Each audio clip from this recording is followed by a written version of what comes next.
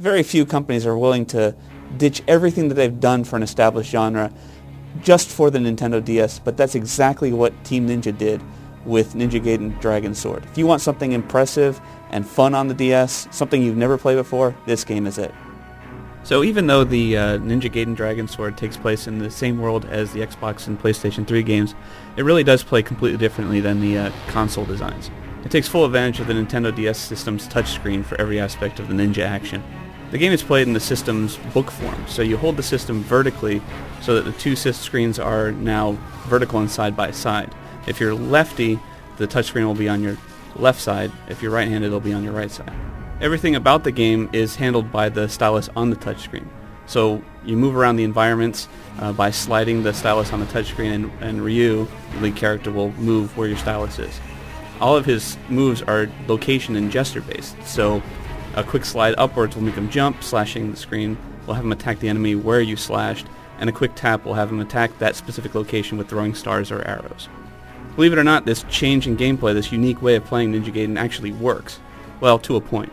Though you only have a few specific moves, you can string these moves together into really cool combos. So you can rapidly slash at an enemy and then send him flying upwards with this upward slash, then leap up after him with another upward slash, grabbing the enemy and then slamming him down to the ground. So there's really cool moves that you can do in this game. You can also attack enemies with the sword by slashing them, but while doing that you can tap in another location to attack them with throwing stars from a distance. The only non-touchscreen control is in blocking.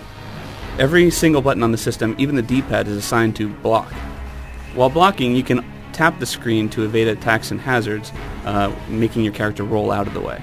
Honestly, you won't have much blocking to do in the early levels, pretty much focusing all on the attacks, but later in the game you'll find lots of enemies that require a bit of punch-out like guard and attack strategy. When you actually get into the rhythm of slashing and tapping the screen, Ninja Gaiden DS is a whole lot of fun. But honestly, it's not perfect. If you get too cocky and try and rapidly tap the screen too fast, you might confuse the game into thinking they're slashes. And like I said earlier, the game focuses more on attacking in the early chapters, so early in the game it feels like the game's running on autopilot since all you're really doing is just stroking and tapping without any blocking whatsoever. My biggest complaint comes from the elements outside of the combat. Platform elements are a huge rarity, and when they do appear, they're very wonky. You'll occasionally need to roll out of the way from spikes or lasers or shooting out of the wall, but they're very easy to accomplish simply just by blocking and rolling out of the way with very little collision. Environmental puzzles are surprisingly simple, and boss battles are really cool looking, but they're really easy to beat since you really don't have that many moves to do. But it's really hard to ignore the game's strong point. The game just looks absolutely beautiful. The designers apply a Resident Evil style to the game, which means 3D characters on a 2D background. But it really does work and runs incredibly smooth and fast with some amazing animations. There are even a few areas in the game where it runs at a full 3D environment. All boss battles do, and the level leading up to the final battle does, which really teases players into wondering what the game might have looked like if the designers went entirely 3D instead of the Resident Evil cheat. Maybe we'll see that when Team Ninja does a sequel. In all, the game looks fantastic and plays great. It takes about 6 to 8 hours to get through the game on the first try.